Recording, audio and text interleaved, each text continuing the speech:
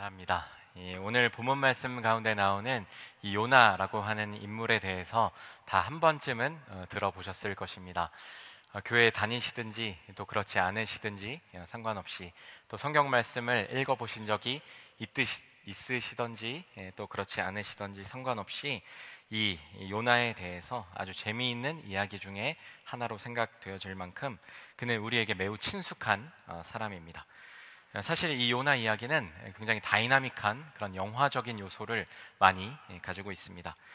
지금부터는 상상력을 최대한 동원하셔서 머릿속으로 그 장면을 이렇게 그리면서 오늘 말씀 속으로 함께 들어가 보면 좋겠습니다. 하나님께서 요나를 콜링하십니다. 오늘 본문 1절, 2절 말씀 함께 읽겠습니다. 여호와의 말씀이 아미떼의 아들 요나에게 임하니라. 이르시되 너는 일어나 저 큰 성읍 니느웨로 가서 그것을 향하여 외치라. 그 악독이 내 앞에 상달되었음이니라 하시니라. 아멘. 이 여호와 하나님의 말씀이 아미떼의 아들 요나에게 임했습니다. 어떠한 명령이 임했나요? 너는 일어나서 아수르의 저 큰 성읍 니느웨로 가라 라고 하는 그런 명령이, 그런 말씀이 떨어졌습니다. 여호와 하나님께서 이 요나를 콜링하시는 그 이유에 대해서 오늘 본문 2절 말씀은 이렇게 말씀하고 있습니다. 그들의 악독이 상달하였다. 그들의 죄악이 가득 찼다라고 말씀하고 계십니다. 이 아미떼, 이 히브리어로는 이 에메트라고 합니다. 진리가 들어있다, 또 참된 진리를 추구하는 사람이란 이름의 뜻입니다. 이 아미떼에 대해서 이 성경 말씀이 기록하고 있는 부분은 그의 이름 외에 없습니다. 어떤 그 사람의 행실이나 행위에 대해서 발견할 수가 없습니다. 열왕기하 14장 25절에서는 이렇게 말씀하고 있습니다. 이스라엘의 하나님 여호와께서 그의 종 가드헤벨 아미떼의 아들 선지자 요나를 통하여 하신 말씀과 같이 여로보암이 이스라엘 영토를 회복하되 하맛 어귀에서부터 아라바 바다까지 하였으니. 이 요나가 활동하던 당시는 북이스라엘의 13대 왕 이 여로보암 2세가 통치를 했던 때였습니다. 주로 북이스라엘에서 이 선지 활동을 하던 이 요나에게 하나님께서 이방 나라인 이 아수르 제국의 이 한 성읍 니느웨로 가서 하나님의 이 메시지를 전하라라고 말씀하고 계십니다. 그 이름의 뜻처럼 하나님을 추구하는 자, 참된 진리를 소망하는 자, 그의 아들인 이 요나에게 말씀이 임했다라는 것입니다. 그 땅에 하나님의 심판이 임할 것을 경고하고 또 그들로 하여금 회개의 기회를 얻도록 하는데 하나님께서 그를 부르시고 계십니다. 2절 말씀에 보시면 저 큰 성읍 니느웨라고 말씀하고 있습니다. 이 니느웨라고 하는 이 성읍은 이 둘레가 12km나 되는 그런 아주 큰 도시입니다. 이 프랑스의 쌍말로 아니면 또 몽상미쉐를 가보신 경험이 있으신지 모르겠습니다. 그것과 같이 굉장히 큰 성곽으로 둘러싸여져 있는 굉장히 큰 고대 도시다라고 생각을 하시면 되겠습니다. 그렇게 큰 성읍이었던 만큼 그 가운데 말로 닿을 수 없는 그런 억압과 또 착취와 또 크고 작은 여러 가지 다양한 모습들의 그런 죄악들이 그 땅 가운데 관영했던 것 같습니다.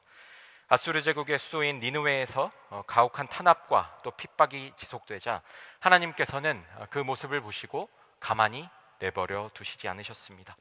선민 이스라엘뿐만 아니라 이방 민족을 향한, 그리고 저와 우리 성도님들을 향한 하나님의 그 긍휼의 마음, 그리고 하나님의 그 구원하심을 알 수 있는 그 본문 말씀이 바로 오늘 말씀입니다.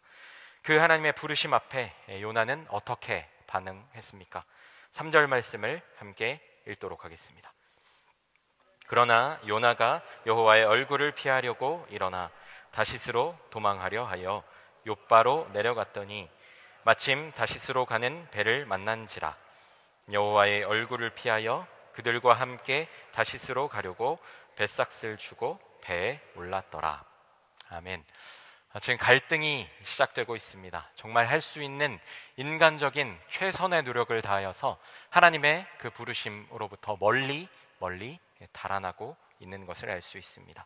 하나님의 이 낯을 피하려고 니느웨의 정반대편인 이 다시스를 향하여서 이 요나가 계속해서 나아가고 있습니다. 이 다시스라고 하는 곳은 이 당시 사람들의 생각에 이 세계의 끝이라고 불릴 정도의 그런 곳이었습니다. 이 하나님께서 부르신 이 니느웨라고 하는 이 성읍, 이 도시에서 가장 멀리 떨어진 이 세계의 끝이라고 불리우는 그 다시스를 향해서 정반대편을 향하여서 요나는 계속해서 달아나려고 합니다. 마침 배를 타려고 이 욥바항에 내려갔을 때에 그 세계의 끝, 그 세계의 끝 다시스로 가는 그 배를 만나게 됩니다. 냉큼 배에 올라탄 이 요나는 배의 가장 밑바닥으로 내려가서 숨습니다. 또한 육신의 눈을 감고 잠을 청하게 됩니다. 하나님의 음성을 듣기 싫다라는 것입니다. 그것은 이 요나가 육신의 잠뿐만이 아니라 영적으로도 계속해서 깊은 잠에 들어가고 있는 것을 우리에게 여실히 보여주는 것입니다. 역시나 우연이 아닌 하나님의 계획하심 가운데 이 요나가 탄 배는 이 큰 폭풍을 만나게 됩니다. 하나님께서 부르신 그 부르심과 소명의 자리와는 점점 멀리 또 점점 아래로 더 낮은 곳으로 더욱더 깊이 곤두박질 치는 것을 알 수 있습니다. 유대 풍습에 의해서 이 폭풍이 누구로 인한 것인지 뱃사람들이 함께 제비를 뽑게 됩니다. 그런데 그 제비에 누가 뽑혔을까요? 이 요나가 뽑히게 됩니다. 그래서 이 요나는 이 배의 가장 밑바닥에서 잠을 자고 있다가 이제 제비에 뽑혀서 바닷물 속으로 던져지게 됩니다. 그리고 하나님께서 예비하신 그 큰 물고기가 그 요나를 삼키면서 점점 더 깊은 그런 심해 속으로 잠식되어져 갑니다. 그의 영적 상태는 정말 심각한 지경에 이르게 됩니다. 요나서 2장 2절 말씀을 함께 읽어보도록 하겠습니다. 이르되 내가 받는 고난으로 말미암아 여호와께 불러 아뢰었더니 주께서 내게 대답하셨고 내가 스올의 뱃속에서 부르짖었더니 주께서 내 음성을 들으셨나이다. 아멘. 지금 요나의 영적 상태를 너무나 잘 말해주고 있습니다. 요나가 큰 물고기의 그 뱃속에 있으면서 위액과 함께 또 미처 소화되지 않은 그런 여러 아마 물고기들이었을 것 같습니다. 물고기들과 함께 또 이 바다 해초에 막 뒤엉켜서 하나님 앞에 간절히 기도하는 내용이 이 요나서 2장에 보시면 나옵니다. 그가 기도하는 그 기도문에 이렇게 말씀하고 있습니다. 그가 스올의 뱃속에서 부르짖었다. 그가 스올의 뱃속에서 하나님께 부르짖었다라고 말씀하고 있습니다. 이 말씀하고 있는 스올이라고 하는 곳은 음부 또는 죽음의 나라 그리고 지옥과 같은 의미입니다. 그는 영적인 심연에서 헤어나오지 못한 채 인생의 가장 밑바닥으로 곤두박질 치고 있습니다. 사랑하는 성도 여러분, 우리가 꼭 기억해야 할 것이 하나 있습니다. 우리가 하나님의 손을 벗어날 수 있습니까? 없습니까? 우리는 결코 하나님의 손을 벗어날 수 없습니다. 우리가 하나님의 얼굴을 피할 수 있습니까? 없습니까? 우리가 하나님의 얼굴을 결코 피할 수 없습니다. 우리가 얼굴을 피한다고 피해지는 그 하나님은 존재하지 않습니다. 하나님의 이 손이 짧아 닿지 않는 곳이 있는 하나님, 그 하나님도 없습니다. 나의 작은 신음소리조차 듣지 못하시는 하나님, 그런 하나님은 존재하지 않습니다. 이사야 59장 1절 말씀입니다. 여호와의 손이 짧아 구원하지 못하심도 아니요 귀가 둔하여 듣지 못하심도 아니라. 시편 139편 7절로 10절 말씀입니다. 내가 주의 영을 떠나 어디로 가며 주의 앞에서 어디로 피하리이까. 내가 하늘에 올라갈지라도 거기 계시며 스올에 내 자리를 펼지라도 거기 계시니이다. 내가 새벽 날개를 치며 바다 끝에 가서 거주할지라도 거기서도 주의 손이 나를 인도하시며 주의 오른손이 나를 붙드시리이다. 아멘. 우리는 그 어떤 시간 그리고 그 어디에서도 하나님의 얼굴 그리고 하나님의 현존을 결코 벗어날 수가 없습니다. 가장 높은 하늘에 올라간다 하여도, 우리의 인생의 가장 높은 정점에 지금 계신다 하여도 주님은 거기에 계시는 분이십니다. 요나처럼 지금 물고기 뱃속에 또 스올의 뱃속에 있는 것처럼 느껴지는 그 순간에도 마치 죽음에 이른 것 같은 그런 피폐함, 그런 상태로 가장 밑바닥에 내리달아 곤두박질 친다 하더라도 하나님은 그곳에 이미 나와 함께 하시는 분이시다라는 것을 기억하시는 저와 여러분들 되실 수 있기를 바랍니다. 지금 인생의 가장 최고의 정점에 계십니까? 주님 거기서 나와 함께 하시는 줄로 믿습니다. 지금 인생의 깊은 나락으로 떨어지고 계십니까? 요나처럼 그 소명의 자리를 벗어나서 발버둥 치고 하나님으로부터 멀리 떠나려고 하고 계십니까? 역시 주님이 그곳에 계시고 나의 삶을 인도하시며 나와 함께 하고 계신다라는 것을 기억하시는 저와 여러분들 되시기를 바랍니다. 간절히 바라기는 주님이 부르실 때에, 주님이 저와 우리 성도님들을 콜링하실 때에 나는 부족하지만, 나는 깜냥이 되지 않지만, 때로는 내키지 않을 때도 있지만 그 부르시는 그 자리에 담대히 서시는 저와 우리 성도님들 되실 수 있기를 기원드립니다. 주님께서 부르셨다. 어떤 의미입니까? 나는 감당할 수 없지만, 나는 아무것도 할 수 없지만 주님께서 나 대신 일하신다라는 의미입니다. 나는 너무나 부족하지만 주님께서 나와 동행하여 주시고 나의 부족한 이 모든 것들을 책임져 주신다라는 것입니다. 그리고 나의 삶을 주님께서 그 오른손으로 붙들어 주신다라는 말씀입니다. 그 주님을 저와 우리 모든 성도님들의 삶의 자리에서, 저 하늘에서 또 저 스올의 자리에서 발견하실 수 있기를 간절히 소망합니다. 2장의 마지막 부분은 여호와 하나님께서 큰 물고기에게 명하셔서 이 요나를 육지로 도로 토해 놓으시는 그런 장면이 나옵니다. 굉장히 재미있습니다. 이 요나 선지자를 죽이지 않으시고 다시금 기회를 주십니다. 그리고 이제 하나님께서 다시금 그를 부르시는 장면이 나옵니다. 3장 1절로 2절 말씀 제가 봉독해 올리겠습니다. 여호와의 말씀이 두 번째로 요나에게 임하니라.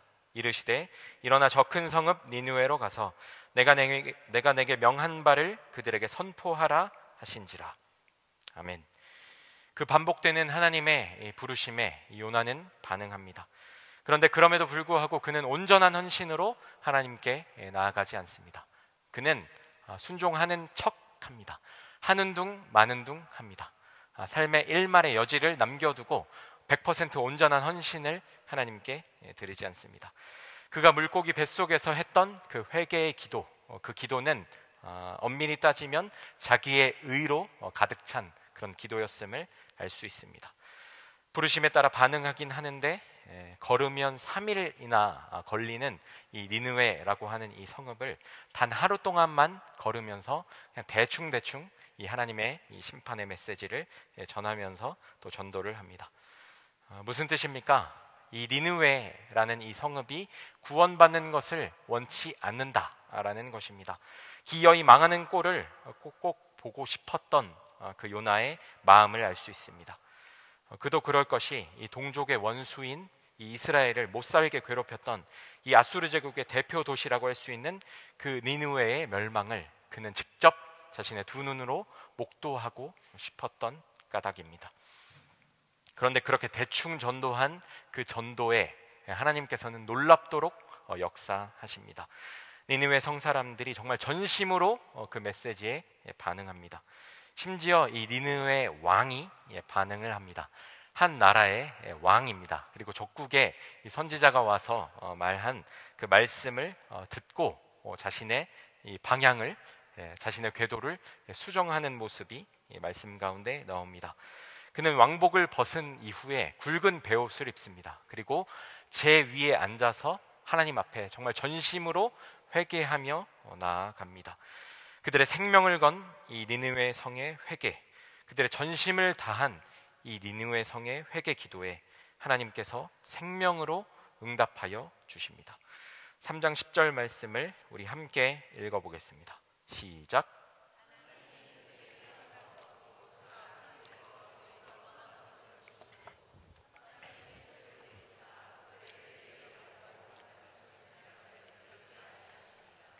아멘. 사랑하는 성도 여러분, 오늘도 하나님의 관심은 어디에 있겠습니까?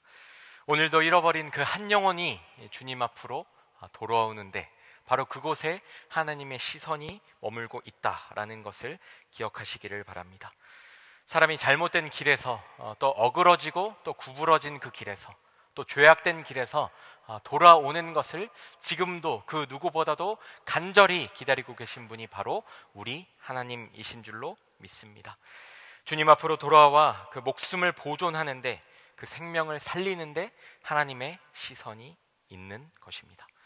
궁극적으로는 저 영원한 천국에 저와 우리 모든 성도님들이 거하는 그날까지 주님은 패역하고 또 반역한 자들을, 죄에 퍼질러 앉아있는 그런 자들을 끝까지 기다려주시고 끝까지 용서의 기회를 주시는 분이십니다.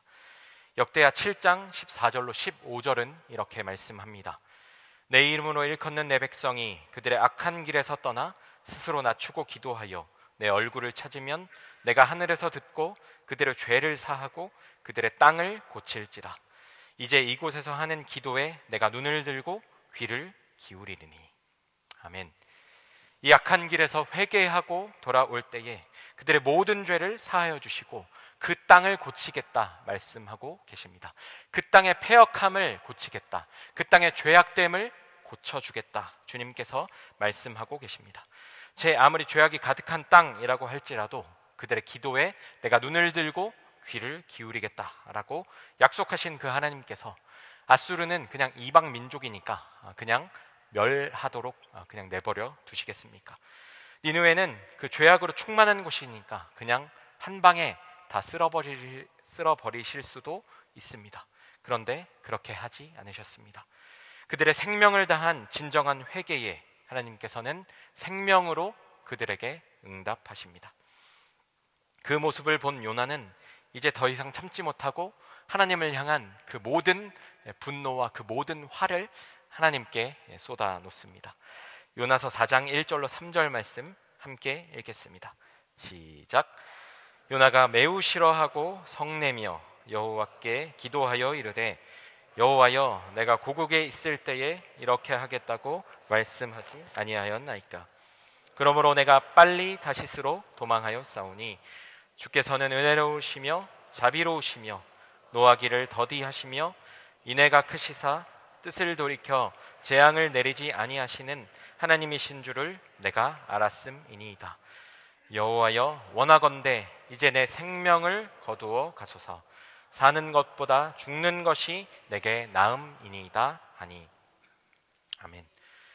이제 요나가 왜 1장 3절에서 이 여호와 하나님의 낯을 피하여서 달아나는지, 왜 니느웨 때문에 짜증을 내며 대충 전도했는지 그 이유를 알 수가 있습니다.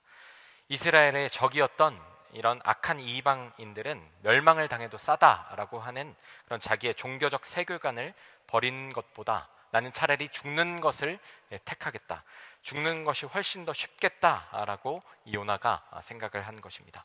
이제 나를 죽여달라라고 요나는 굉장히 역설적으로 생명의 하나님께 죽음을 요청하고 있습니다. 불평에 가득 찬 그 요나를 위해서 하나님께서는 친히 이 박넝쿨을 예비하십니다. 잎이 넓은 이 박넝쿨 그 그늘 아래에서 쉬는 이 요나는 너무나 그 마음이 기쁨이 충만했습니다. 그런데 하나님께서 벌레를 명하사 밤샘 작업을 시키십니다. 밤새도록 이 박넝쿨을 갉아먹게끔 하십니다. 그래서 이 박넝쿨이 이내 시들고 떨어져 버리고 말았습니다. 아마 오래전에 이 자연 시간에 해보신 그런 실험을 한번 떠올려 보시면 좋겠습니다. 이 돋보기로 이 태양열을 모아서 한 점에 이렇게 쫙 집중을 하게 되면 그 신문지에 불이 붙는 것을 아마 한 번쯤은 해보셨을 것입니다.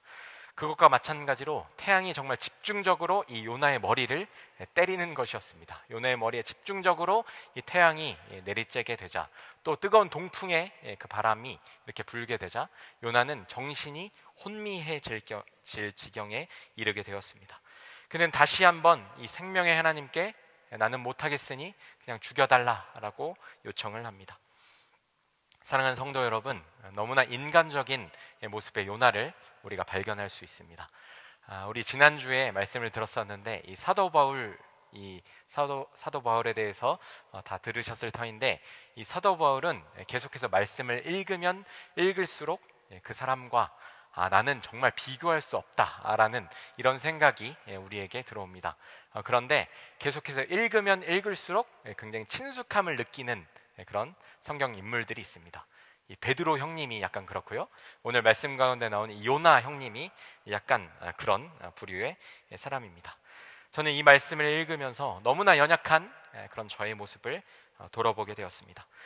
이리저리 부딪히면서 또 좌충우돌하고 또 하나님 앞에 성을 내는 그런 모습, 결국 그가 보고 싶었던 이 니느웨의 멸망의 모습을 끝내 보지 못한 채 하나님 앞에 막 소리 지르면서 막 성내고 막 화를 내고 있는 그 요나의 모습을 보면서 이제 그냥 나를 죽이라고, 이제 그냥 나를 죽이시라고 말하고 또 요청하는 그의 모습을 보면서 저는 저의 파리 생활의 한 단면을 보는 것과 같은 느낌을 받았습니다.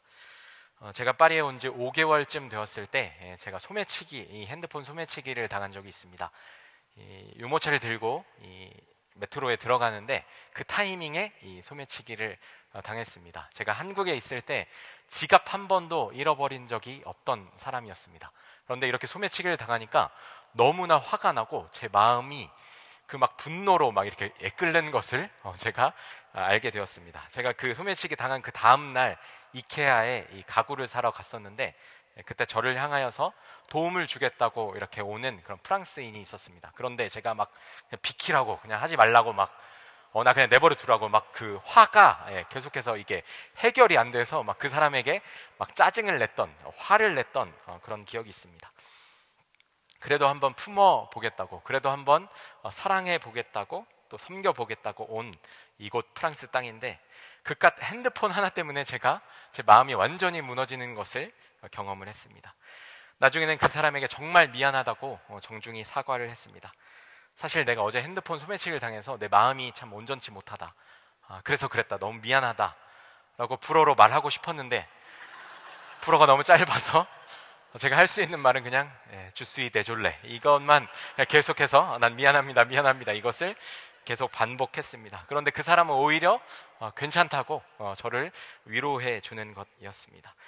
오늘 말씀 가운데 나오는 이 요나처럼 저는 선교사의 이 존재론적인 고민에 빠졌던 적도 있었습니다. 프랑스 선교사, 내가 과연 선교사가 맞는가? 이 선진국 프랑스로 부름을 받는다라는 것은 매우 영광스러운 일일 수 있습니다. 그렇게 생각되어지지만 사실 삶 자체는 그렇게 녹록하지 않습니다. 그것은 이 프랑스의 화려함 그 이면에 고독한 삶으로의 초대였습니다. 하나님의 일은 자발적으로 해야만 하는 것이었습니다. 내가 원한다고 하지만 그 선교사라는 그 삶이 너무나 무겁게 저의 어깨를 짓누를 때가 있었습니다.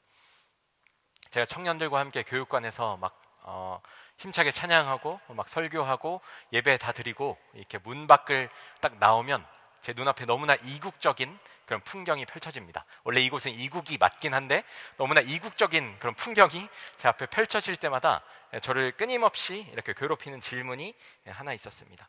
선교사인 나는 과연 이곳 프랑스인들을 위해서 어떤 일을 하고 있는가? 선교사인 나는 이곳 프랑스를 향하여서 과연 어떠한 사역을 감당하고 있는가? 해결되지 않는 그 질문과 고민을 계속해서 끊임없이 반복하던 그런 때가 있었습니다. 근데 마침 그때에 이번 주에 찬양 버스킹을 떠나시는 우리 여민철 이 팀장님과 또 그 당시에 이 전도사님이 아니라 자매였는데 그때 6개월 이 어학 교환학생으로 왔던 이 방현진 이 전도사님께서 이 두 분께서 저를 찾아오셨습니다. 목사님, 저희 길거리에서 찬양을 하고 싶습니다. 길거리에서 하나님을 예배하고 싶습니다. 제가 대답했습니다. 그래요? 그러면 합시다.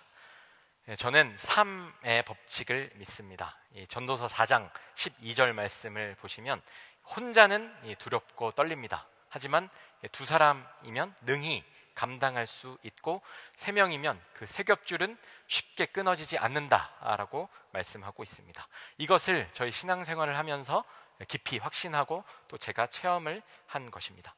일주일간 저희 세 사람은 마음을 모아서 새벽 제단을 쌓았습니다. 그리고 새벽 기도가 끝난 그 시점부터 교육관에 와서 함께 찬양 연습을 계속해서 하였습니다.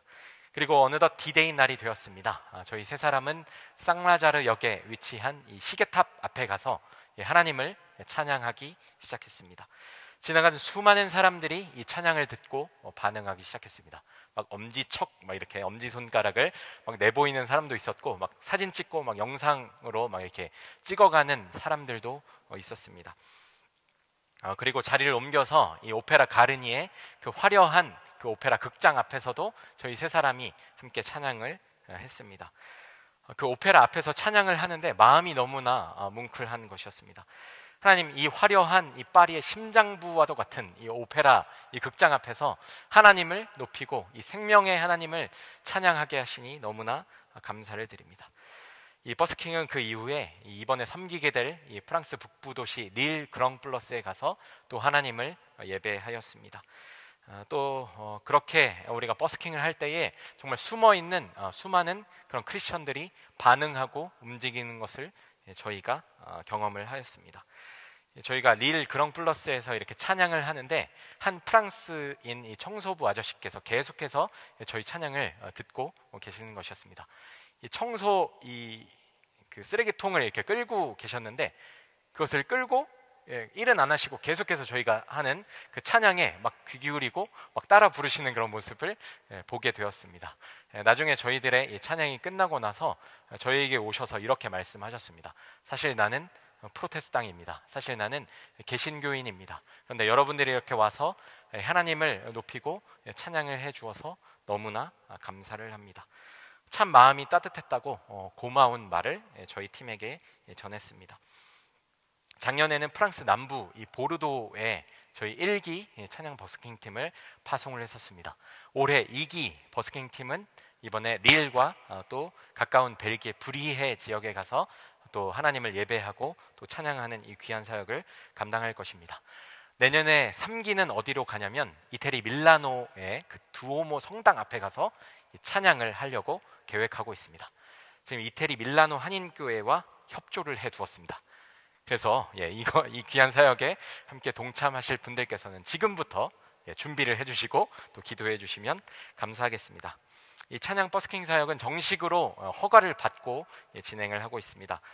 그런데 앞부분에는 이 사람들의 조금 관심을 끌기 위해서 클래식을 이렇게 깝니다. 클래식, 뭐 아를의 여인이라든지 이런 클래식을 쫙 깔면 이 프랑스 사람들이 이렇게 주의 깊게 듣습니다. 또 깔릴 때가 있으면 이 퀄리티가 또 이렇게 높으면 사람들이 굉장히 주의 깊게 듣습니다. 그리고 주의 깊게 들을 그때에 방심한 그 타이밍에 저희들의 발톱을 내려놓고 불어 찬양을 합니다. 그리고 5분에서 10분 정도 되는 이 설교 말씀, 이 간단한 이 복음 메시지를 우리 두 분께서 준비하고 계시는데 이 귀한 사역을 위해서 우리 모든 성도님들 아까 우리 함께 기도했는데 이번 일주일간 생각나실 때마다 기도해 주시기를 바랍니다.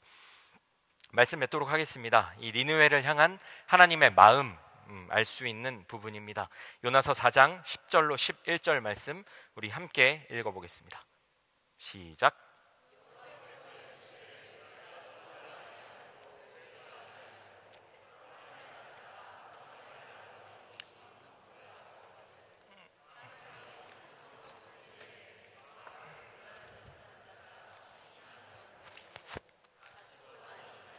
내가 어찌 아끼지 아니하겠느냐 하시니라. 아멘. 주님은 요나에게 이 하나님께서 얼마나 그 성읍을 아끼시는지, 얼마나 사랑하시는지 그가 이해할 수 있는 박넝쿨을 비유로 해서 말씀하십니다. 이 니느웨라고 하는 이 큰 성읍에 좌우를 분별하지 못하는 자가 무려 12만여 명이나 있다라고 말씀하고 있습니다. 좌우, 왼쪽과 오른쪽이 어디인지 구분 못하는 그런 사람들 누구일까요? 이 갓난 아기들입니다. 이 갓난 아기가 무려 12만여 명이나 있다. 또 수많은 가축들, 정말 천하보다도 귀한 그 한 영혼들이 그 안에 있다라고 말씀하시면서 하나님께서 내가 그것을 너무나도 아낀다라고 말씀하고 계신 것입니다. 사랑하는 성도 여러분, 이 약자가 유린당하는 것이 당연한 이 니느웨 속에 이 당연한 회복시키시기를 원하시는 그 하나님의 마음을 여러분들이 느껴지시면 좋겠습니다.